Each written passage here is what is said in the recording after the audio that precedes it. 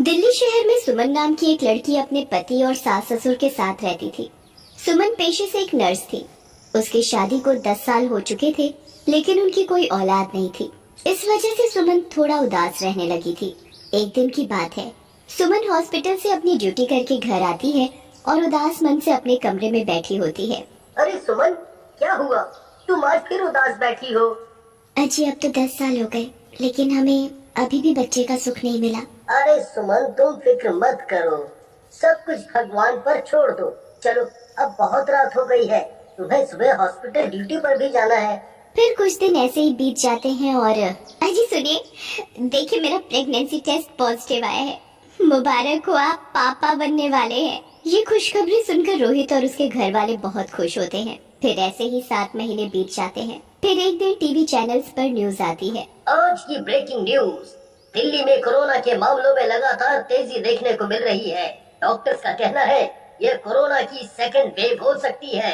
अरे नहीं, ये कोरोना के मामले तो दिन ब दिन बढ़ते जा रहे हैं। सुमन, तुम 7 महीने प्रेग्नेंट हो। तुम्हारा हॉस्पिटल में यूं नर्स की जॉब करना अब खतरे से खाली नहीं है। तुम कल से नौकरी पर नहीं जा रही हो। हाँ, पर रोहित, ये मेरी जॉब है, मैं अपने फर्ज से पीछे नहीं हट सकती। लेकिन पति और सास ससुर के दबाव के कारण सुमन नर्स की जॉब कुछ दिनों की छुट्टी ले लेती है। वहीं कुछ ही दिनों में कोरोना के मामलों में बेतहाशा बढ़ोतरी देखने को मिलती है। आज की सबसे बड़ी खबर, देश भर में कोरोना के मामलों ने सारे रिकॉर्ड तोड़ दिए हैं। पिछले 24 घंटों में 4 लाख से ज्यादा कोरोना के मामले देखे गए हैं। लोगों को हॉस्पिटल में बेड नहीं मिल रहे।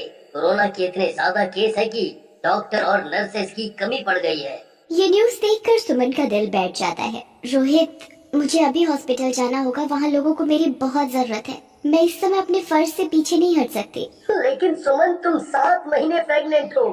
तुम्हारी इम्यूनिटी वैसे ही कमजोर है। इस वायरस से तुम्हें खतरा हो सकता है। नहीं नहीं, तुम कहीं नहीं जा रही हो। हाँ हाँ, रोहित सही कह रहा है। वैसे भी इस बच्चे के लिए हमने 10 साल इंतजार किया है। तुम कहीं नहीं जा सकती। चलो, ये न्यूज देखना बंद करो और चुपचाप अपने कमरे में जाओ। वैसे भी रात बहुत हो गई है। फिर इतना बोलकर सब सोने चले जाते हैं, लेकिन सुमन को नींद नहीं आती। वो रात भर मोबाइल पर न्यूज देखती रहती है कि किस तरह से लोग हॉस्पिटल में अपने परिजनों के साथ ऑक्सीजन की कमी के कारण इधर उधर भटक रहे हैं। अरे नहीं, मैं इस तरह घर बैठकर ये सब नहीं देख सकती।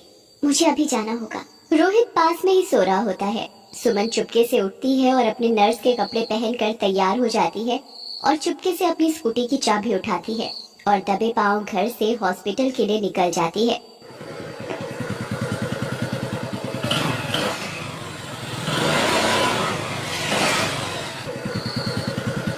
कुछ ही देर में वो हॉस्पिटल पहुंच जाती है। वहाँ का मंजर देखकर सुमन के पैरों तले जमीन खिसक जाती है। हॉस्पिटल के बाहर लोग ऑक्सीजन न मिलने की वजह से तड़प रहे होते हैं। तभी एक औरत सुमन के पास आती है। नर्स जी, मेरे साथ चलिए ना। देखिए ना, मेरे पति सांस नहीं ले पा रहे हैं, एक बार उन्हें देख लीजिए ना। तभी एक बूढ़ा आदमी वहाँ आता है और सुमन से कहता है, डॉक्टर साहब, एक बार मेरे बेटे को देख लीजिए। वो सांस नहीं ले पा रहा। मुझे अस्पताल में एक बेड दिलवा दीजिए ना, एक बेड दिलवा दीजिए। लोगों की ऐसी हालत देखकर सुमन की रूह कांप जाती है। हे भगवान, ये सब क्या हो रहा है? मैं इनकी मदद कैसे करूं? तभी सुमन एक एक करके सब मरीजों को देखने लगती है। अरे नहीं, इन्हें तो ऑक्सीजन की सख्त जरूरत है।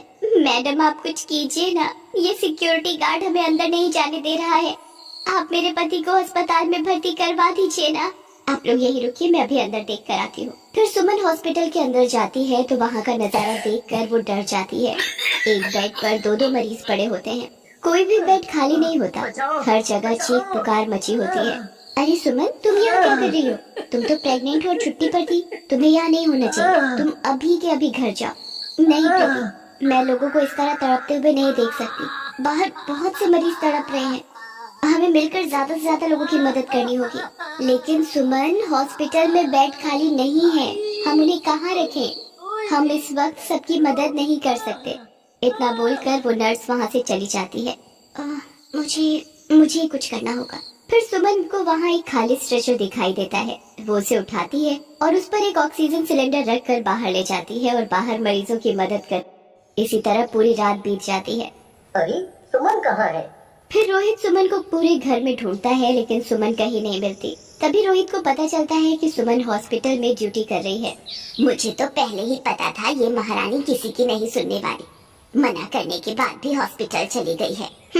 नहीं माँ, इस वक्त हमारा देश बहुत बड़ी आपदा से जूझ रहा है। हॉस्पिटल में वैसे भी स्टाफ की कमी है।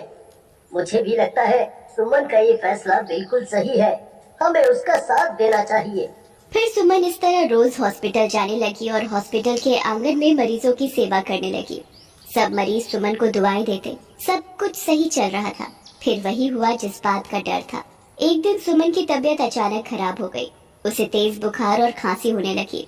अरे नहीं सुमन, तुम ठीक नहीं लग रही। फिर शाम को सुमन का कोविड टेस्ट भी पॉजिटिव आ गया। हे भगवान, वही हुआ जिस बात का डर था। मैंने तो पहले ही कहा था इसे ड्यूटी पर मत जाने दो, लेकिन तुम दोनों मियाँ बीवी ने मेरी एक नहीं सुनी। हे भगवान, अब क्या होगा। फिर उसी दिन रात को सुमन को सांस लेने में बहुत तकलीफ होने लगती है। अच्छा सुनिए, मुझे सांस लेने में बहुत परेशानी हो रही है। सुमन, मुझे लगता है तुम्हें इसी वक्त हॉस्पिटल लेकर जाना होगा। फिर रोहित सुमन को अपनी गाड़ी में बिठाकर नजदीक के हॉस्पिटल की तरफ निकल जाता है और कुछ ही देर में हॉस्पिटल पहुंच जाता है।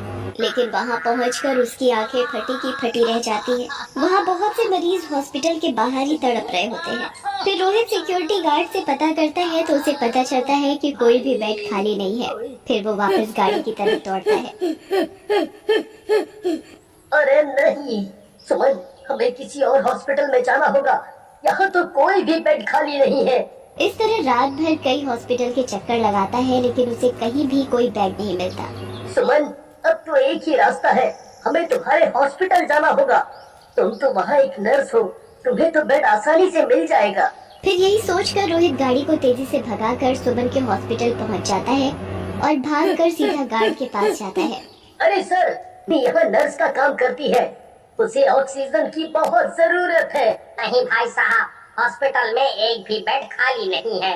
अगर बेड खाली होता तो ये सब मरीज यहाँ बाहर क्यों पड़े होते। ये टोकन नंबर है, ये ले लो और यहीं बाहर इंतजार करो। ये सुनकर रोहित डर जाता है और टोकन नंबर लेकर वापस कार की तरफ दौड़ता है और सुमन को पूरी बात बताता है। कोई बात नहीं, हम यही हॉस्पिटल के बाहर इंतजार करते हैं। क्या पता कल सुबह तक हमारा नंबर आ जाए। तभी सुमन की तबीयत और बिगड़ने लगती है। रोहित जोर जोर से रोना शुरू कर देता है। रोने की वजह से सभी मरीजों का ध्यान सुमन की तरफ जाता है और कुछ मरीज सुमन को पहचान जाते हैं। अरे ये तो नर्स मैडम है जो इतने दिनों से हमारी देखभाल कर रही थी। सही कहते हो भाई, अगर ये ना होती तो आज मैं जिंदा ना होता। सुमन के लिए लोगों का इतना प्यार देखकर रोहित हैरान रह जाता है। तभी सुमन की सांसें फूलने लगती हैं। उसे ऑक्सीजन सिलेंडर की जरूरत होती है। रोहित गार्ड के पास ऑक्सीजन सिलेंडर मांगने जाता है। अरे भाई, हॉस्पिटल में एक भी ऑक्सीजन सिलेंडर नहीं है।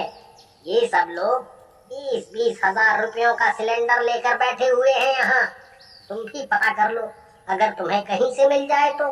हे भगवान, अब मैं ऑक्सीजन कहाँ से लाऊं? वहीं सुमन की हालत बहुत बिगड़ जाती है। रोहित भागता हुआ सुमन की ओर जाता है। सुमन, सुमन तुम ठीक तो हो ना? सुमन, हॉस्पिटल में ऑक्सीजन सिलेंडर नहीं है। अब मैं क्या करूं? अरे भाई साहब, आप घबराइए नहीं। आप कुछ देर मेरा ऑक्सीजन यूज कर लीजिए। आज मैं नर्स मैडम की वजह से ही जिंदा हूँ।